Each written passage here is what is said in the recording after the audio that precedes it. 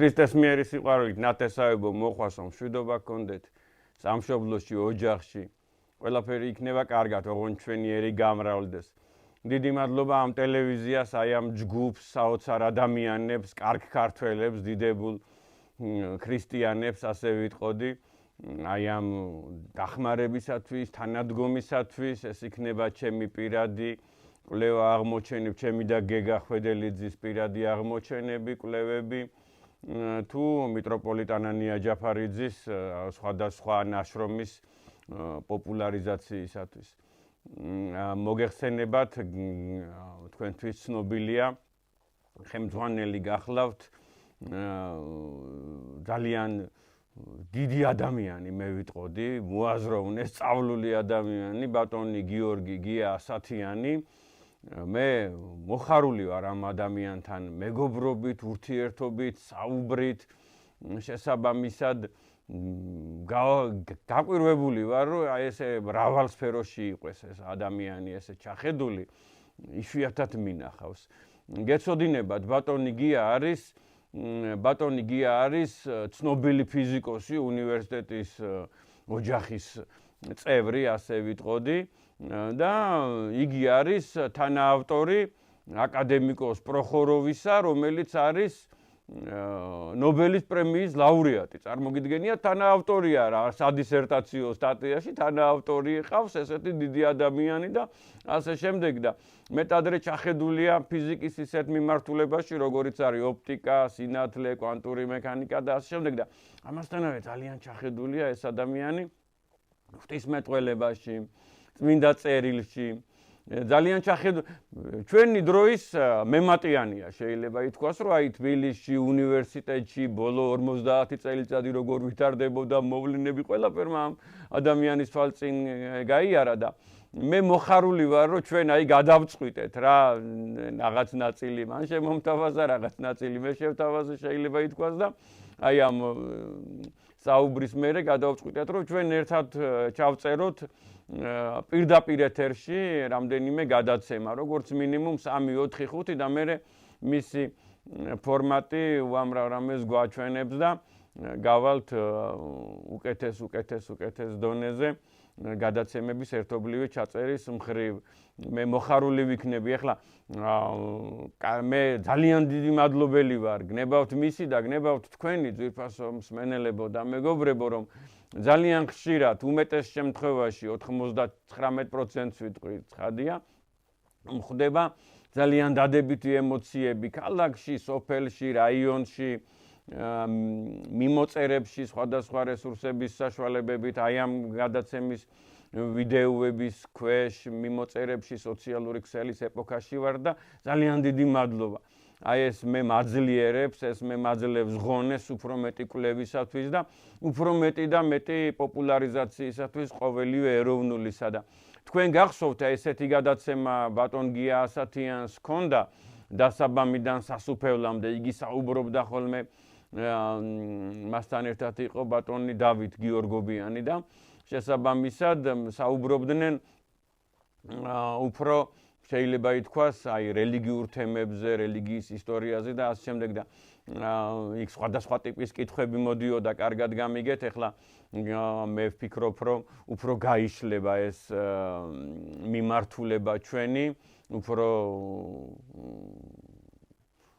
მომიტევეთ კადნიერდები და დაემატება ისტორიული მხარე, დაემატება რაღაც უფრო გეოგრაფიული მხარე, რაშიც მე მომიტევეთ კადნიერებისათვის ვფიქრობ, რომ ჩახედული ვარ. შენდობას ვითხოვ საკუთარი თავის ესე წარმოჩენისათვის. ღმერთმა გაგაძლიეროთ, ღმერთმა გაგაღონიეროთ ქართველებო, სამშობლოს პატრიოტებო, მოყვარულებო. თქვენში ძალიან დიდი ძალაა. ნებისმიერ ადამიანში, აი გნებავთ ერთ ადამიანში, გნებავთ საზოგადოებაში, გნებავთ მთელ ერში. საოცარი ძალაა, ისეთი დიდი ძალაა, რამაც რა თქმა უნდა წმინდა გიორგის მეოხებისა და ღვთისმშობლის მფარველობის შემდგომ აი ამ ძალამ დღემდე მოიყვანა ქართული ენა, ქართველი ერი, ქართული საზოგადოება და ქართული სახელმწიფო. ეს დიდი ფასეულობაა, რომ გვაქვს ქართული სახელმწიფო, ქართული უნივერსიტეტი ერის მამათაგან დაფუძნებული, დიდი ივანე ჯავახიშვილის დაფუძნებული, აგებული, დიდი ილია ჭავჭავაძის აგებული, ასე ვიტყოდი. ილია ჭავჭავაძე მიცოდა ძალიან კარგად, რომ აქ უნივერსიტეტი შეიქმნებოდა და ესე დიდი ფასეულობები გვაქვს, უნდა გავუფრთხილდეთ.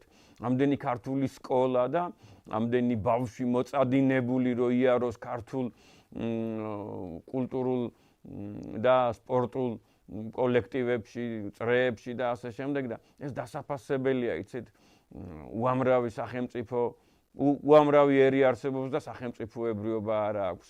უამრავი ენა არსებობს და იმ ენაზე არსად არანაირი სასწავლო ორგანიზაცია, მეტადრე სამეცნიერო არ არსებობს და ჩვენ ამას უნდა გავუფრთხილდეთ. აი ხელსა გოგმანებია ესეთი ფასეულობები და დიდი მადლობა იმ ადამიანებს, ვინც ჩაუყარეს საფუძველი აი ამ ყველაფერს.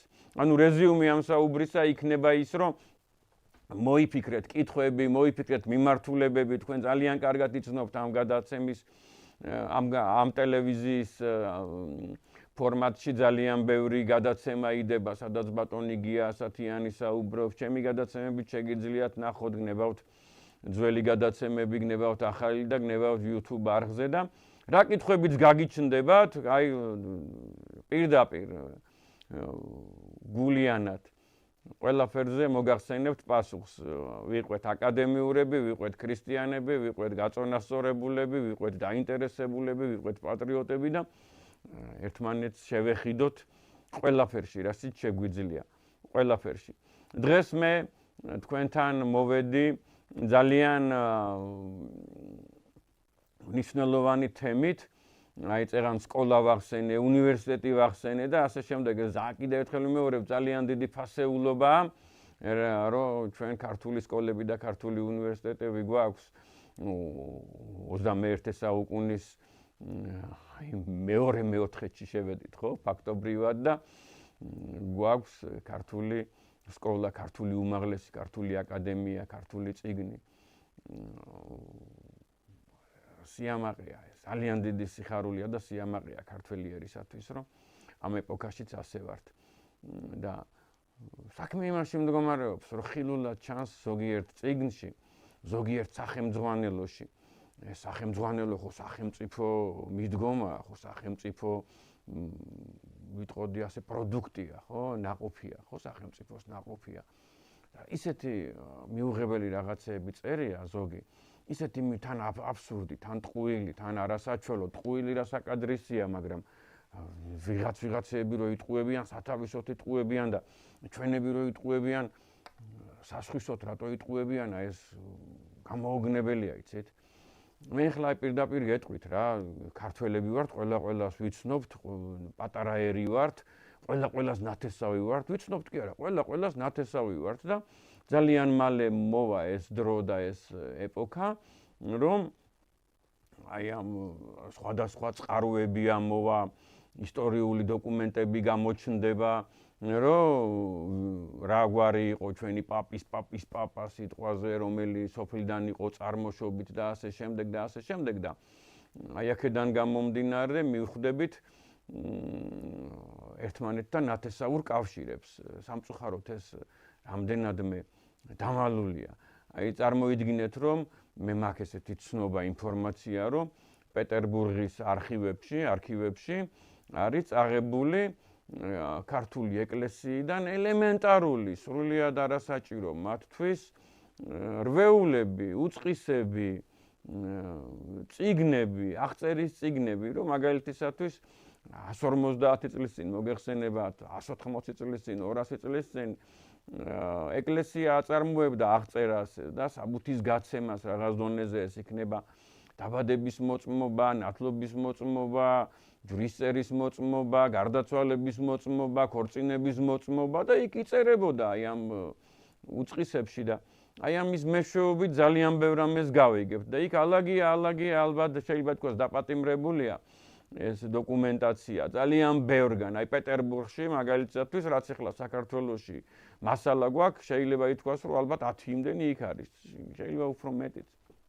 ხო და ცალკე ეს დაბრუნდება, ცალკე ეს დნმ ანალიზი მე ვფიქრობ, რომ ქართველთათვის არის სიხარული და ხსნა იმისა, რომ გავიგებთ თუ როდინდელი ერი ვართ, როგორი ერი ვართ და მით უმეტეს გამოჩნდება ნათესაური კავშირები ამა თუ იმ გვარს შორის, ამა თუ იმ ხალხს შორის და ასე შემდეგ და ყველაფერს ფარდა აეხდება და შესაბამისად აი თქვენ ახლა მე მინდა გთხოვოთ რომ მიმოიხედეთ რომ თუ რაღაც იშვიათობა არ არის 100-დან 1, აი 1000-დან 5-ია ესეთი იშვიათობა თუ არ არის მე იშვიათად ნახულობ ადამიანს ვინც იცის თავისი პაპის მშობლების სიტუაცია აი მე-5 მე-6 თაობის სახელი გვარი საცხოვრებელი ადგილი და პაპის პაპა ხო მაინც ახლა მამის მხრიდან უფრო ისეთია ხო საგვარეულოს მიმართულებაა და გვარსებობს კიდე დედის მშობლები, ბებიის მშობლები, ასე შემდეგ და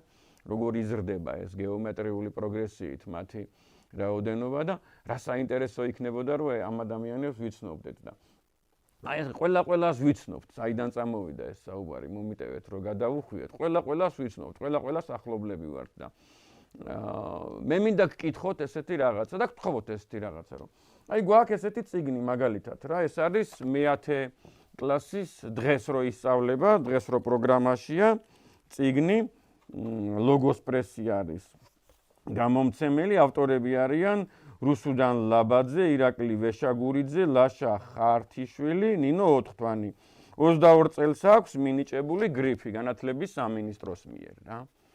22 წელს. მანამდე ესეთ რაღაცას მოგიყვებით. აი 22 წელს აქვს მინიჭებული გრიფი აი ამ წიგნს და მოგეხსენებათ რომ მიტროპოლიტი ანანია ჯაფარიძე ქიროტონით ყველაზე უპირატესი და დიდი სტაჟის მქონე ადამიანი 44 წლის მიტროპოლიტია უკვე შეიძლება ითქვას მხცოვანი ადამიანია 76 წლის ადამიანია 44 წელიწადია უკვე მეუფეა იგი ჩვენ გავიგეთ რა რომ გადაწყვეტილი იყო 2022 წელს შესაბამისად საისტორიო წიგნების და მათ შორის საქართველოს ისტორიის წიგნის განხილვა პარლამენტში პროგრამის განხილვა პარლამენტში კომიტეტზე სხვადასხვა ჯგუფებში სამინისტროში მაგალითისათვის და ასე შემდეგ სხვადასხვა კათედრაზე მიტროპოლიტი ანანია ჯაფარიძე ეახლა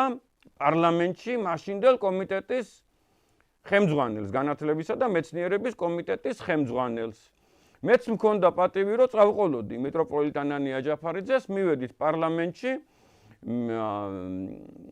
მისი თანაშემწე დავხვდა, შეგვაცილა, პატივით მიგვიღეს, პატივით დავსხედით მიტროპოლიტ ანანია ჯაფარიძემ წავუღო საჩუქრად ამ პარლამენტარს კომიტეტის თავმჯდომარეს გავლენიან ადამიანს რომელიც შემდეგში მინისტრი გახდა, ხვდებით ვიზედაც არის საუბარი.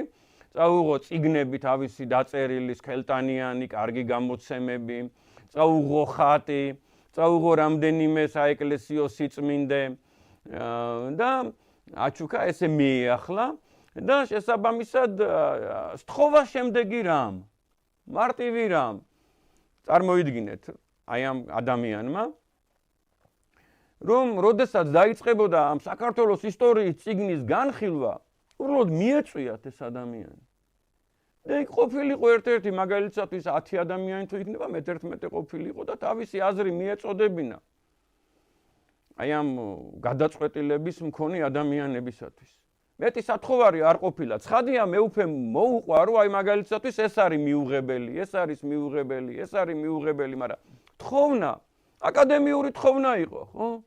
არც მატერიალური თხოვნა არ იყო, არც რაღაც კონკრეტული მიზეზი და თხოვნა და მოთხოვნა არ იყო და ასე შემდეგ. ეს იყო აკადემიური თხოვნა, რომ მათ მოესმინათ სასულიერო პირის, ეს უბრალოდ სასულიერო პირი არ არის, მოგეხსენებათ, ეს არის შეიძლება ითქვას დღევანდელი ეპოქის არსენ ბერი. მე მას ვუწოდებ 21 საუკუნის ივანე ჯავახიშვილს გამომდინარე მისი შემოქმედებიდან, წიგნებიდან, კვლევებიდან და ღვაწლიდან. და იგი არის პატრიარქის მერვე განკარგულების მიხედვით საქართველოს საპატრიარქოსთან არსებული საქართველოს რეალური ისტორიის დამდგენი მუდმივ მომქმედი კომისიის თავმჯდომარე. მუდმივ მომქმედი კომისიის თავმჯდომარე. ეს ადამიანი სთხოვს, კიდე ერთხელ ვიმეორებ, აი მომიტევეთ, შეიძლება არ უნდა ვიმეორებდი ამას. სთხოვს პარლამენტის კომიტეტის თავმჯდომარეს, რომ როცა იქნება საქართველოს ისტორიის წიგნის პროგრამის განხილვა, მიიპატიჟონ ეს ადამიანი. და იქ საუბარი იქნება მეუფესაგან, არა მთელ ფორმატზე, არა მთელ პროგრამაზე, არა რაღაც გრანდიოზულ თემებზე და პერიოდებზე და ასე შემდეგ. არამედ იმ კონკრეტულ თემაზე, როდესაც საუბარი არის საქართველოს ისტორიის სახელმძღვანელოში დედა ეკლესიის იურისდიქციის საზღვრებზე. ეს ბატონი პარლამენტარი შეპირდა მეუფეს, შეპირდა დაპატიჟებას, უთხრა რა ცხადია გიცნობთო, ცხადია ვიცი თქვენ შესახებო, ცხადია რაზეა საუბარი ახლა მეუფე ანანიას, ვინ არ იცნობს, იგი ერთგული ადამიანია და ერთგული თანამებრძოლია უწმინდესისა, უწმინდესი რო 1967 წელს 77 წელს აღსაყრდა საპატრიარქო ტახტზე, მეუფე ანანია 91 წელს გახდა მეუფე. თორე მანამდეც სასულიერო პირი იყო სიტყვაზე 80 წელში, 79 წელში. ხო ხდებით როგორი მომენტია. და მის შემდეგ მისი ერთგული ადამიანია, საოცარი, მე გაოგნებული ვარ აი ამ დიდი სიყვარულით, აი ამ დიდი რიდით, აი ამ დიდი ერთგულებით, როგორიც გამოიჩინა მიტროპოლიტმა ანანია ჯაფარიძემ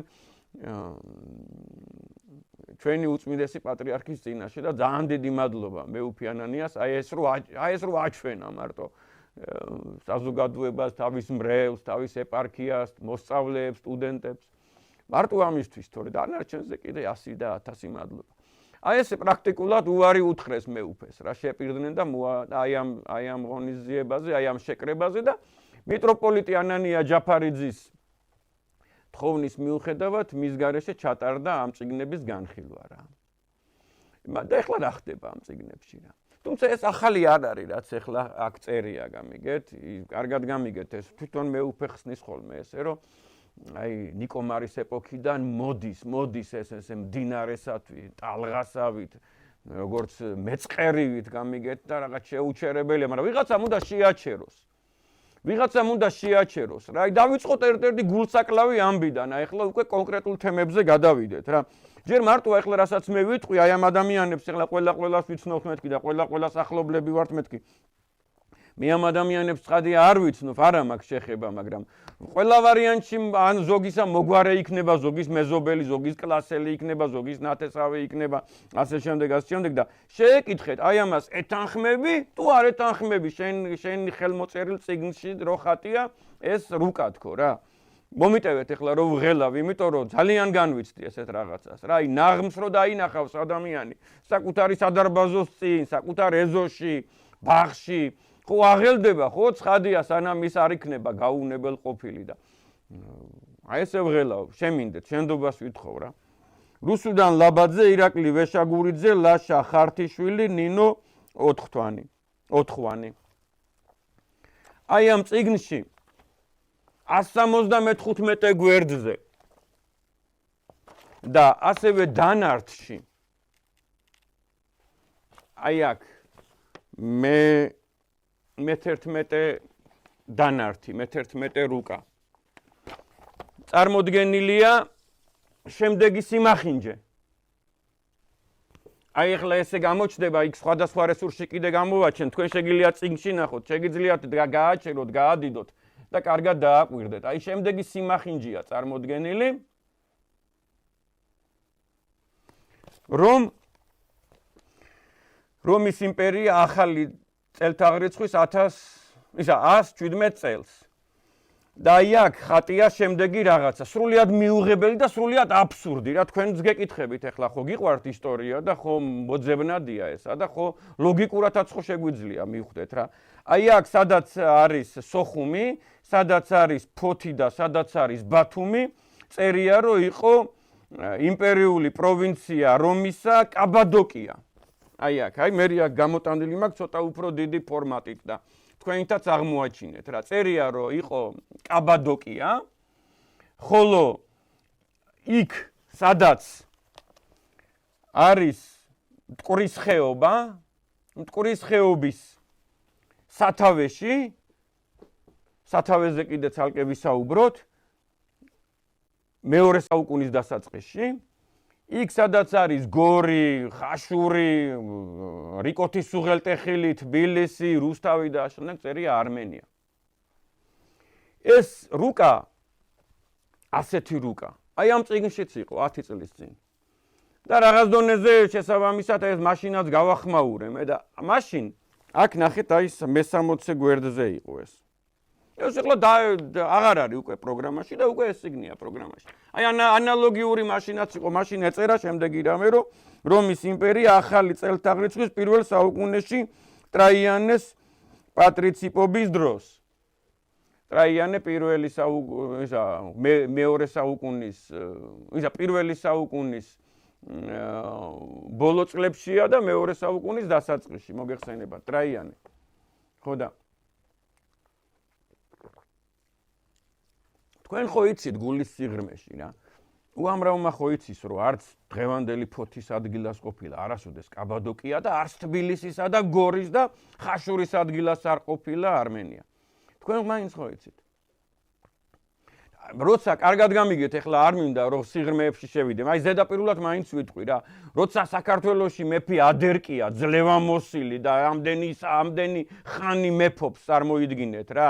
მაცხოვრის დაბადებასთან ერთად იგი ხდება საქართველოს მეფე და კვართი რო შემობრძანდა საქართველოში, იგი მიახლა ამ კვართს და მიიღო ამ კვართის თანშეხებისაგან დიდი მადლი, ასე შემდეგ მთელმა დინასტიამ, მთელმა აი ფარნავაზიანებმა შეიძლება ითქვას, რომელიც მერე უეჭველი დინასტიური შეუღლებით ბაგრატიონებზე გადმოვიდა და ასე შემდეგ და გვაქვს საოცარი დინასტია, ხო?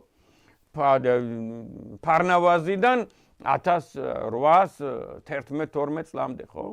ცოცხალი, მონქმედი დინასტია თორე დიდება უფალს რომ დღესაც არის ამ დინასტიის შთამომავლობა და ცოცხალი გენი. დიდი მადლობა ღმერთო, აი ამ სასწაული ფასეულობისათვის და ესე იგი მაშინ აი ამ პერიოდში და როცა საქართველოში შემოვიდნენ მაცხოვრის მოციქულები. როცა საქართველო იყო ძალიან ცნობილი ქვეყანა, როგორც აი იბერია იყო საოცარი ქვეყანა, ეს ყველა არის უნამუსო, ვინც ამბობს, რომ არ იყო მაშინ ცნობილი ქვეყანა, არ იყო მაშინ საინტერესო ქვეყანა და ასე შემდეგ. იმასაც ამბობენ დღესაც კი, ბოლომდე არ არის დაძლეული ეს საკითხი, რომ საქართველოში მოციქულები არ ყოფილანო, მაგრამ უკვე ჩამოვწეროთ ამ ადამიანთა მსჯელობები, ძალიან გთხოვთ რა. ძალიან გთხოვთ, დამარცხდა ეგ აზრი რა, რომ საქართველოში მოციქულები არ ყოფილან. იმიტომ არ ყოფილანო, რომ არც წილისყრაში იქნებოდაო და არც მათ მარშრუტში არ მოხდებოდა, იმიტომ რომ არ იყო ცნობილი ქვეყანაო. წარმოგიდგინეთ, აი ამასაც ამბობენ და ამ დროს ეს იცით როგორი პერიოდია? აი ნახეთ, წარმოიდგინეთ რა, რომ რომი უიშვიათეს ქვეყანას ეძახის თავის მეგობარს. უიშვიათეს და თქვენ ნახავთ შესაბამისად იგივე ტაციტუსსა აქ ამაზე შესაბამისად ცნობები და უამრავი ცნობაა, რომ რომი ამბობს, რომ იბერია ჩემი მეგობარიაო. უამრავ ქვეყანას აი აქ ხო არის შესაბამისად სენატორული პროვინციები და იმპერიული პროვინციები და კლიენტი სახელმწიფოებია, ესეთი რუკაა, ხო და აი აქედან უამრავ ქვეყანაზე არ ამბობს. აი ამ უამრავ პროვინციაზე არ ამბობს, რომ ჩემი მეგობარიაო და იბერიაზე ამბობს, რომ ჩემი მეგობარიაო. და წარმოიდგინეთ, აი ესეთი რუკა, მერე ფარსმან ქველი არსებობს, ესეთი ადამიანი უკვე მეორე საუკუნის დასაწყისში, შუა წლებში, რომელსაც რომი რომში ძეგლს უდგავს. იცით ეს დეტალები ძალიან კარგად იცით და ესეთი რუკაა რა აქ რა. და საქმე რაში მდგომარეობს იცით, რომ აი გამცეს ვიღაც აქ ეხლა ისეთი ზედაპირულად იყო დახატული, აი აქ მე-60 გვერდზე ნახავთ, აი ამ წიგნს ეხლა სკოლის ბიბლიოთეკებში მაგალითისათვის ტყუილა ალაგია ესეთი წიგნები უამრავი. ჩამოწერილი წიგნებია, ანუ აღარ არის პროგრამაში. აი აქ ის ზერელეთ ეხატა რა, შეგიძლიათ ნახოთ რა, მე რესურსებშიც დავდებ სადმე ამ Facebook-ში ან სადმე და აი აქ ვიღაცას უკვე ეს რუკა დაუხვეწავს. დაუხვეწავს იმ გაგებით, რომ აქ კონტურულ რუკად გადაუკეთებია და აი მტკვრის დინებაა მოცემული. და პირდაპირ გეტყვით 22 საუკუნეში ეს უკვე დოკუმენტი იქნება, რომ ნახეთ თქვენ ქართველები ესე წერდით. და ვეღარ გადათქვავთ ამას და შეგხვდებათ უკვე რაღაცნაირი ნაღმი ჩვენ შვილიშვილებს.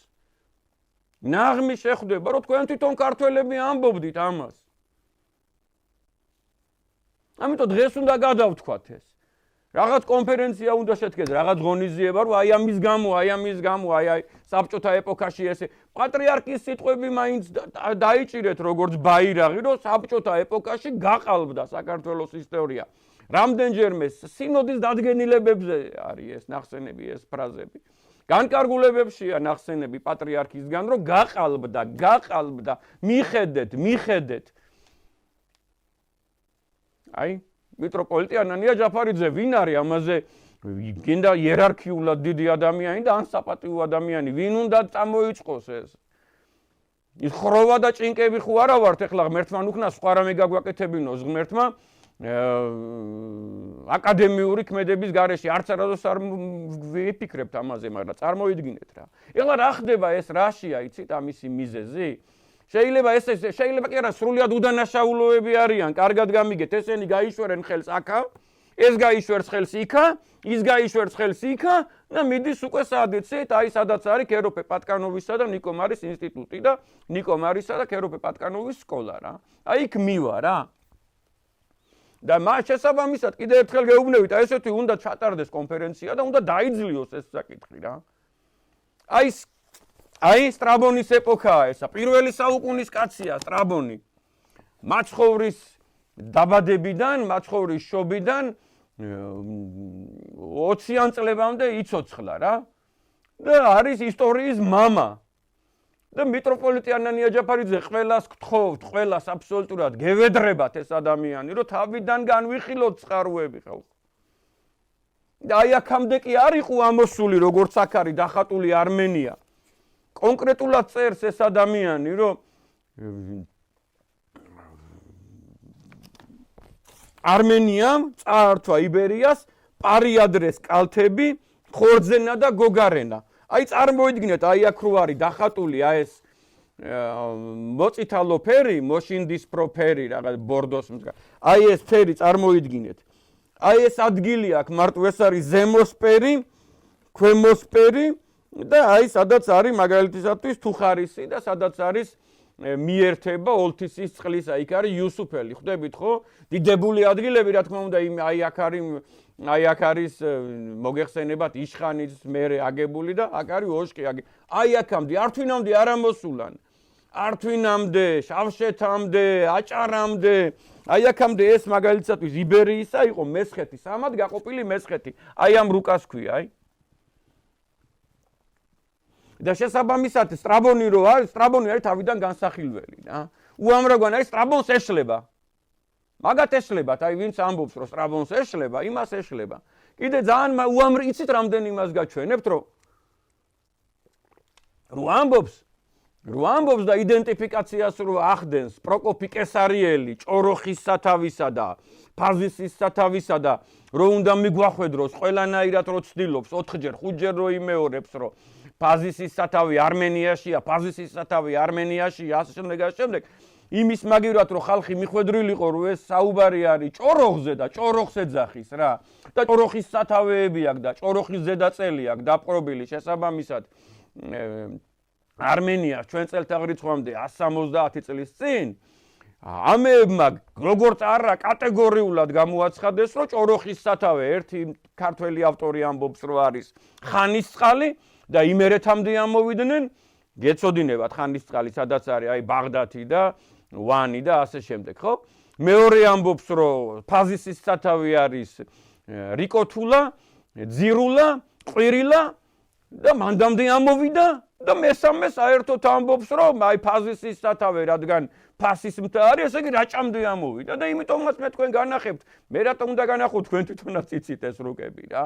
სადაც აი ხან კავკასიონს შემოავლებენ ფაზისის სათავიდან გამომდინარე, ხან შუა საქართველოს, აი საქართველოს ისტორიის წიგნში, აი. ეს თემა ამოვწუროთ, კარგით?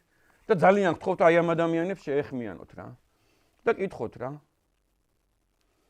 კიდევ ერთხელ გეუბნებით, აქ რო ზედაპირულად იყო 10 წლის წინამდე, ეხლა უკვე კონკრეტულად არის გამოყვანილი, აი ეს დინარე მტკვარი კონტურული რუკა, ხო იცით, აი კონტურული რუკა, სადაც უკვე მასშტაბი დაცულია, კონტურები მოცემულია, შეო დამთავრებულია რა.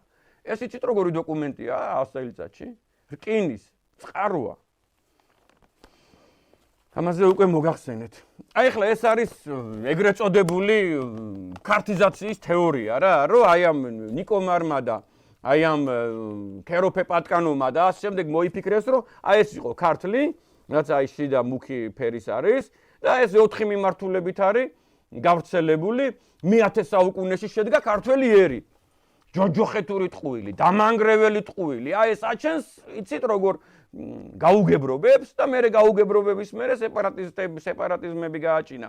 ეროვნულიც და სახელმწიფოებრივიც და საეკლესიო სეპარატიზმიც გააჩინა. აი ეს მეტროპოლიტიანი ნიაჯაფარიძის სქემა რო თითქოს აი ეს იყო იბერია და მერე 4 მიმართულებით გავრცელდა. და ეხლა შესაბამისად 4 მიმართულებით უკან გვიტევენ. აი ეხლა რომ მიმართულებები ესია, ეხლა ესე 4 მიმართულება წარმოიდგინეთ მოდის და მოდის.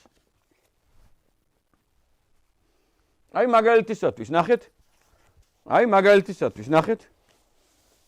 საქართველოს ისტორიის წიგნში წერია, მე-9 კლასის წიგნებში წერია, აი 5 წლის წინ, 6 წლის წინ, 7 წლის წინ. ორი წიგნი იყო გრიფირებული და ერთშიც წერია და მეორეშიც წერია. იცით რა წერია? ესე შეპარულად რა, კარგად გამიგეთ, რომ იმაზე არ ჩამფურწვავენ, არ უწვათ წავენ და ამ შემთხვევაში შესაბამისად მე ორივე ან წაეკიდებიან ერთმანეთს და ასე შემდეგ. აი ეს არის შესაბამისად ისეთი რუკა, ანუ სიყალბის რუკაა ესა, სიყალბის ამსახველი რუკა, როგორი რომ თითქოს აი ესეთი იყო ალბანეთის საკათალიკოსო, აი ესეთი.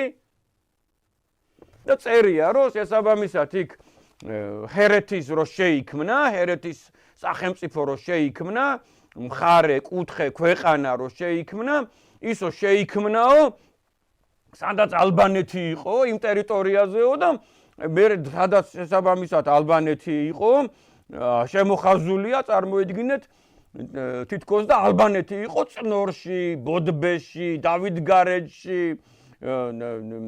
ყველაწმინდაში, ანუ გურჯაანში და ვეჯინში და ასე შემდეგ და გულგულასთან გადიოდა და ლაგოდეხს მოიცავდა და იმ აღმოსავლეთ კახეთზე ეგრეთ წოდებულ საინგილოზე აღარ არის საუბარი.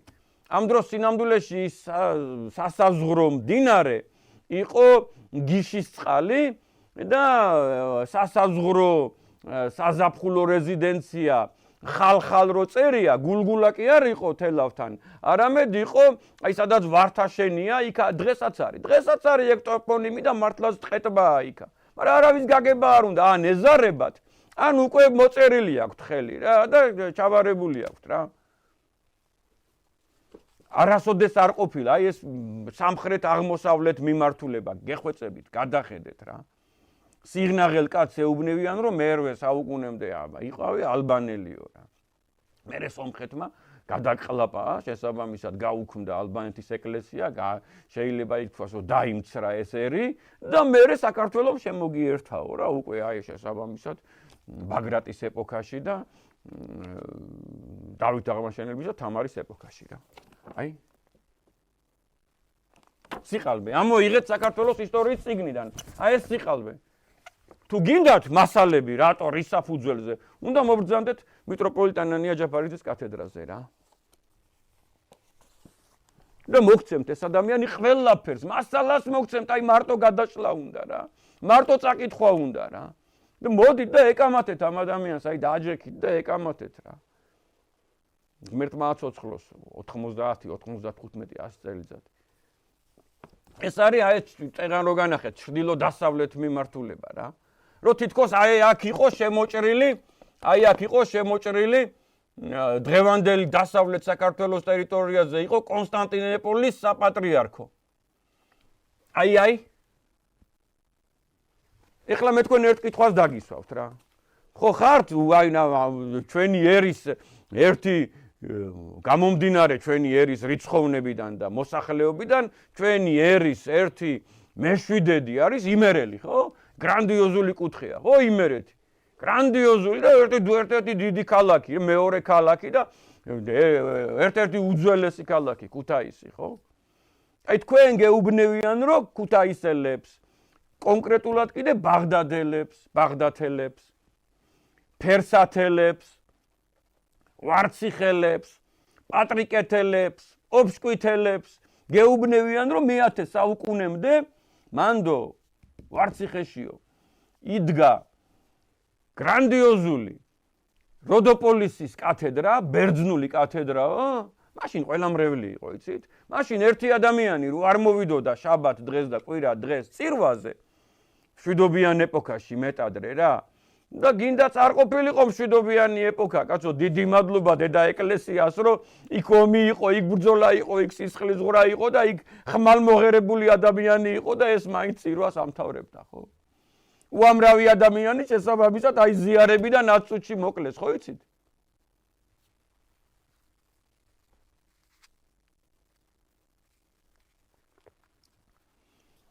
შესაბამისად გვეუბნევიან, რომ აი აქ ბაღდადში იყო ბერძნული კათედრა როდოპოლისი და აი ამ როდოპოლისის შესაბამისად იყო გრანდიოზული ეკლესია, ანუ მოსაყდრე უნდა ყოფილიყო რა, აი მიტროპოლიტი რო იჯდა ფასისში, აქ იჯდა მისი მოადგილე, მოსაყდრე, მეორე კათედრა იყო და ძალიან გთხოვთ, იქ არის ადამიანი აი ამ ვარციხეში არის ექსკურსია მძღოლი, ბაღდადში არის მხარეთმცოდნეობის მუზეუმი, იქნება იქ ისტორიის მასწავლებელი, იქნება იქ ვიღაცა არქეოლოგი, შესაბამისად ეს ადამიანები ნახეთ, სთხოვეთ, აი ესე ხელკავი გაუყარეთ და მიიყვანეთ იქ და სთხოვეთ, რომ რა არის აქ მე-9, მე-8, მე-7, მე-6, მე-5 საუკუნის ბერძნული, აი მაჩვენე რა არის, როგორ შეიძლება რომ გამქრალიყო. როგორ შეიძლება რომ გამქრალიყო გრანდიოზული კათედრა, ციხესიმაგრე, იქ აუცილებლად უნდა იყოს ეკლესია, ნაეკლესიარი, იქ აუცილებლად უნდა იყოს შესაბამისად მარტირიუმი, ყაზარმები, უამრავი კვალი უნდა იყოს. ჩატარდა უამრავი არქეოლოგი, ვერაფერი ვერ იპოვეს. იმის და მიუხედავათო, რომ ვერაფერი ვერ ვიპოვნეთო, აქო ბერძნულიო, პირველი 1000 წლეულისო, არაფერი იმის გაუყარო, არაფერი არ გამოვლინდა, მაინც იყო აქაო ბერძნული კონსტანტინოპოლის კათედრაო. გადათქვით რა. ამოიღეთ, აი ეს უკვე აი ამ წიგნში, აი მეორე ნაწილია და აი აქ არის წარმოდგენილი შესაბამისად აი ესეთი რუკა რა. აი ესეთი რუკაა წარმოდგენილი პრაქტიკულად ეგრისის სამეფო და აქ არის ჩასმული შესაბამისად აი ეს კათედრები რა. რომ ოჩამჩირეში, გუდავაში არანაირი კვალი არ არის, მაგრამ იყო ზიგანას ბერძნული კათედრაო, ზიგანას ეკლესია ზიგანეურუმ, ესია მოხსენიებული 5-6 ნოტიციაში არის მოხსენიებული ნოტიციაში არ საეკლესიო ნუსხებში და იმის და არაფერია ერთი რაღაც სანათლავი არისო, ისიც რომ ნახევრად ესე ჩამონგრეულიო, არც ეკლესია, არც ციხესიმაგრე, არაფერი კვალი, არაფერი არისო რა. ან მაგალითისათვის აი ცაისში რა, ხო შეიძლება რომ აღმოჩნდეს, ეს საქართველოს ტერიტორია უცხოეთი ხო არ არის. გეხვეწებით, აი ეს ყალბირუკები ამოიღეთ რა. ეს საქმე რაში მდგომარეობს, იცით რომ მარტო ის კი არ არის რომ თურმე ბერძენი იყავი შენ ოფსკვითელო. ცოდნით, აზროვნებით, მენტალობით, მეტყველებით, სწავლებით, წერით, კითხვით მე-11 საუკუნემდე. ბერძნულ სამყაროში იყავი, მოდით ესე ვთქვათ. ეგ კი არ არის პრობლემა. პრობლემა ის არის, რომ იურიდიულად არსებობს საეკლესიო სამართალი, რომელიც ეყრდნობა მსოფლიო მეორე და მესამე საეკლესიო კრებას. აი ამ კრების მიხედვით სადაც არის პატიოსნება, სადაც არის წესიერება და სამართლიანობა, აი ეს უნდა იყოს კონსტანტინოპოლის იურისდიქციაში და ეს უნდა გაიაროს ლიხის ქედზე.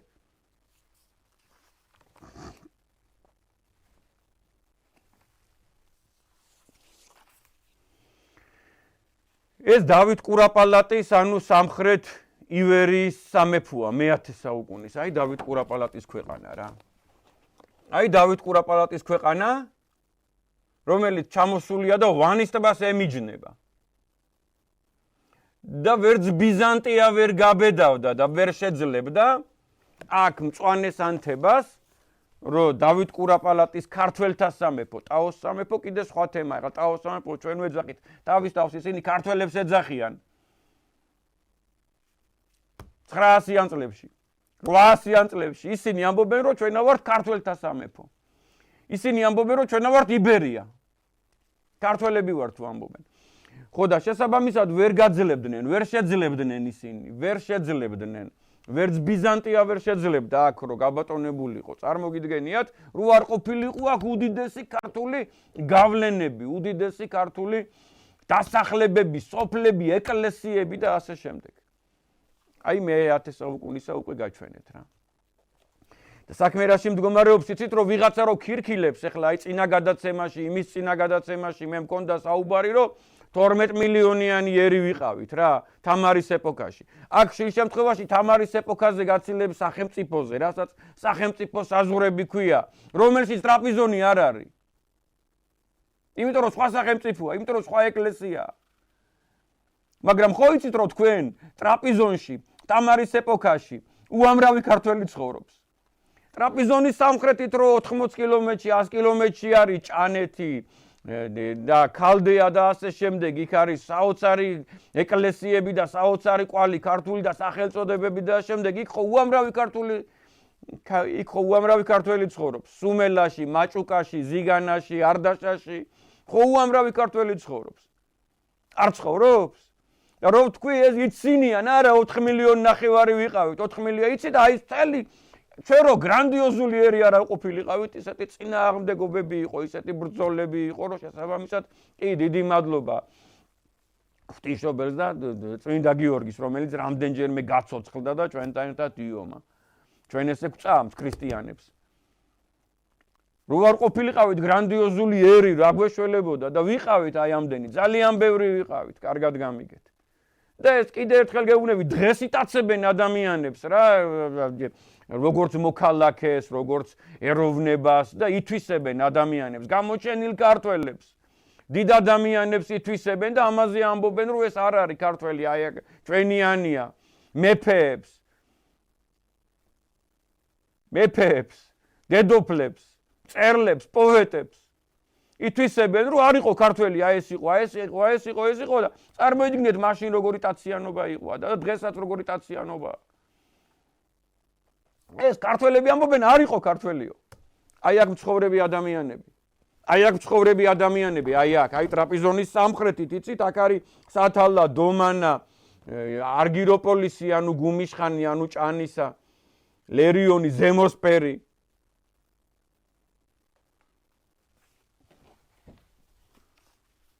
მე 11 საუკუნეში ძალიან აღმოსავლეთით გამოვიდა და გაძლიერდა ბიზანტია.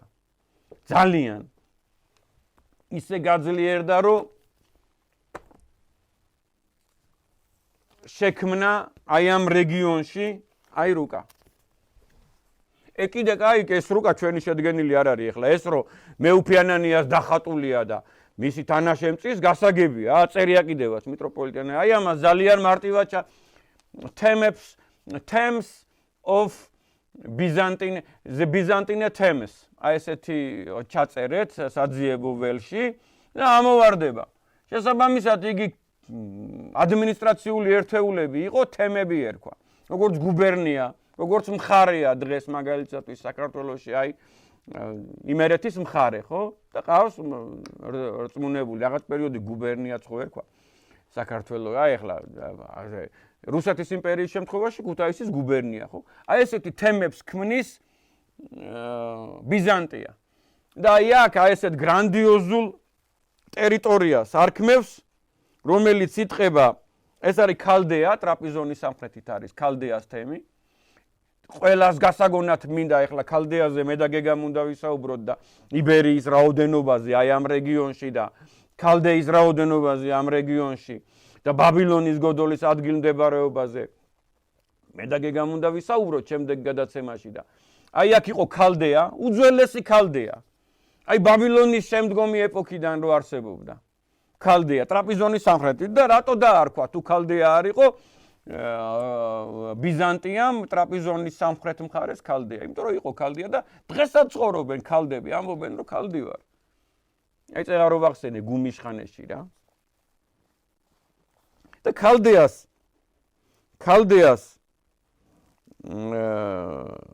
სამხრეთ აღმოსავლეთით ფაქტობრივად ვანის ტბამდე. 1045 წელი ქვეყანას დაარქვა იბერიის თემი. რატო დაარქვა იბერიის თემი, თუ აქ არ იყო იბერიელი 51% მაინც. და მე მინდა დაგარწმუნოთ, რომ 51 კი არა, 70% იყო აქ მისიონერები ჩამოდიან მე-16, მე-17 საუკუნეში, 1600-იან წლებში წარმოგიდგენიათ მისიონერები ჩამოდიან და აი აქ, აი ამ რეგიონში, სადაც ვალაშკერტი აწერია, აი აქ რა. და აი აქ ამ რეგიონში, სადაც არის ტარონი და ბასიანი და ერზრუმი და მუში და ასე შემდეგ, აი აქ არის ქართული საეპისკოპოსოები. ეს მეორე იბერია.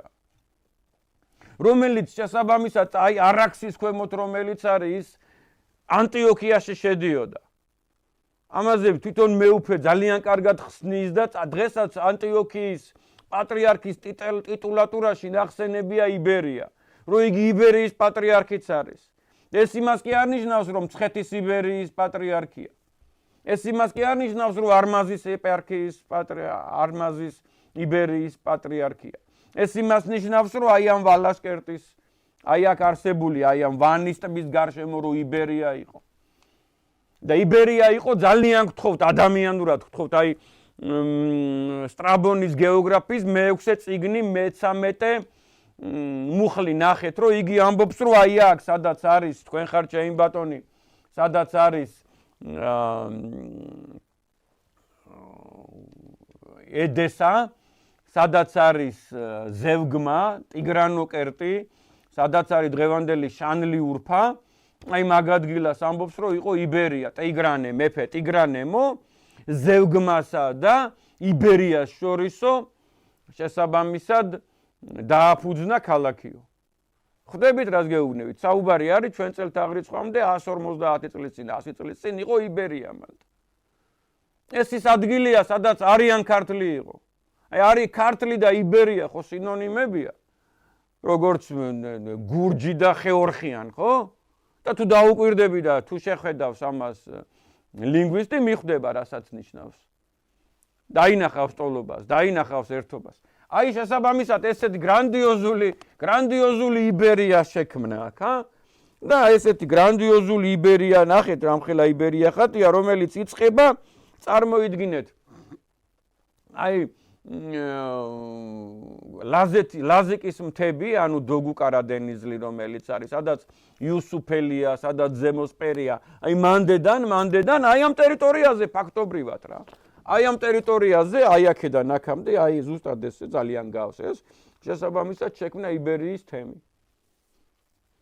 ეხლა მე არ მინდა რომ ცოტა შორს წავიდე რა, ანდა რატო არ წავიდე, ეს არ არის შორს, ძალიან ახლოს არის რა. აი ამ ტერიტორიას რო არქმევს და იხსენიებს ბიზანტია, კონსტანტინოპოლი იბერიის თემად, ამავდროულად აი ამ ქვეყანას ეკლესიურად კონსტანტინოპოლის საპატრიარქო ეძახის ლაზიკის ეპარქიას.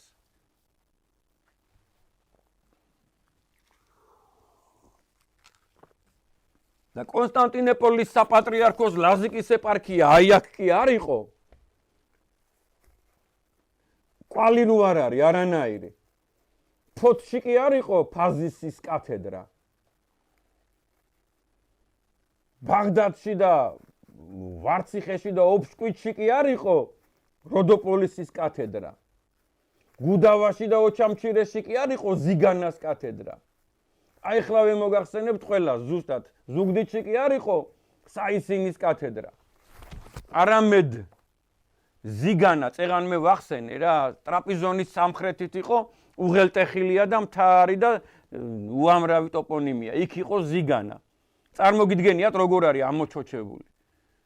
არის ძალიან დიდი მწერალი, ძალიან დიდი ავტორი ნიკოლაი ადონცი, სომეხი მეცნიერი, ობიექტური მართალი, ტალანტი, გენიოსი.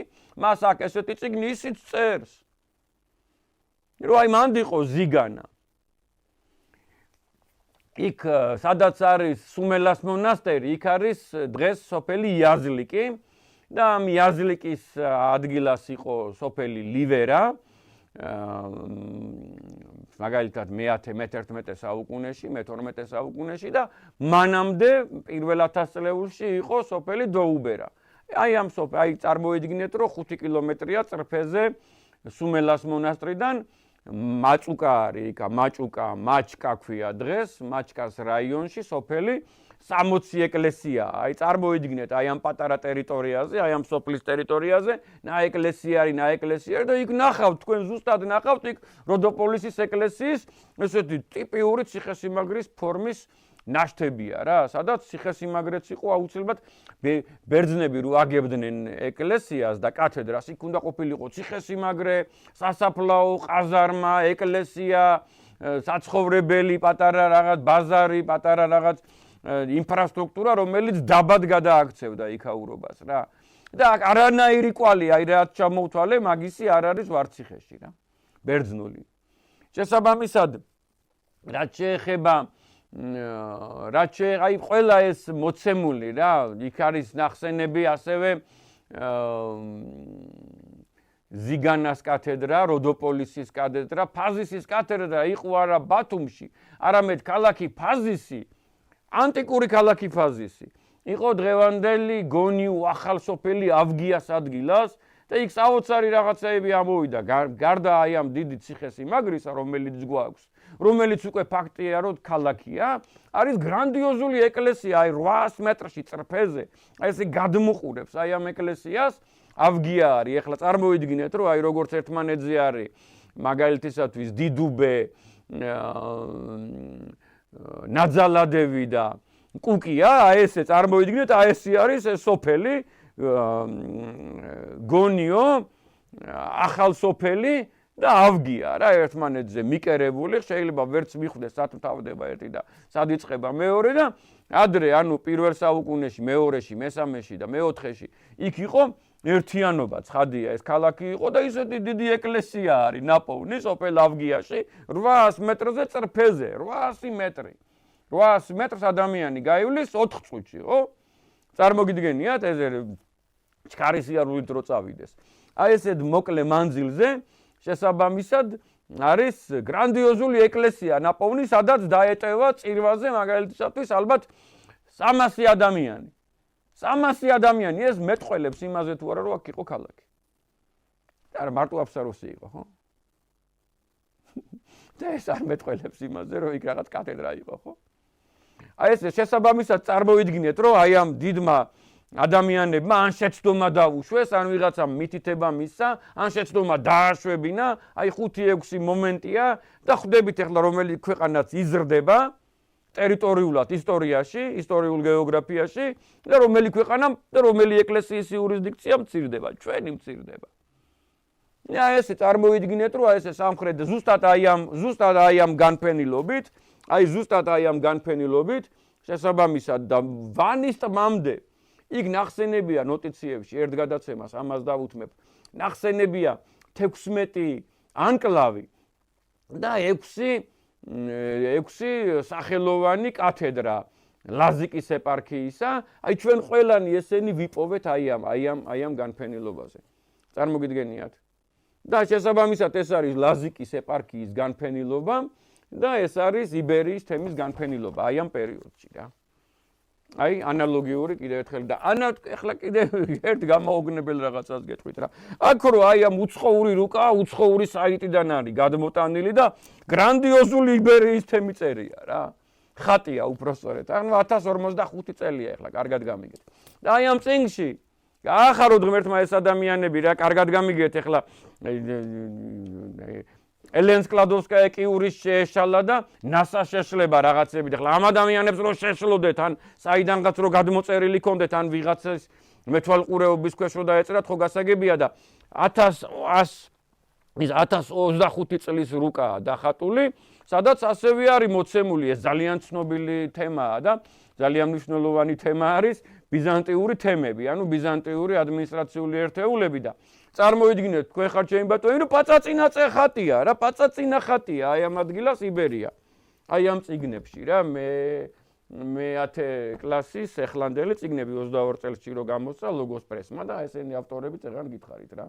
და კიდე გრანდიოზული იბერია წერია რა. და ვინც კიდე ერთხელ გეუბნევით რა, ლოგიკურად შეხედეთ რა, რომ აი გრანდიოზული ერი რო ვიყავით, აი ეს იყო მიტროპოლიტი ანანია ჯაფარიძის შედგენილი რუკა, ძალიან მიყვარს. თუ გნებავთ თქვენით მოძებნეთ, თუ გნებავთ მე დაგეხმარებით რომ ამობეჭდოთ და იქნებ ძალიან ინფორმატიული რუკა, აი ეს რუკა და იქონიოთ სახში რა. ეს არის დედა ეკლესიის იურისდიქცია მონღოლებამდე. მე-15 საუკუნეში საქართველოს ეკლესიის იურისდიქციის საზღვრები მე-7 მე-15 საუკუნეში. და კიდე ერთი უბედურება რა არის, იცით რომ აი ეს რო ხატია აი აქ რა. აი ეს რო ხატია აქ შესაბამისად. რუკები აი აქ რა შესაბამისად რა და აი აქ მაგალითად აი ესე რო ხატავენ.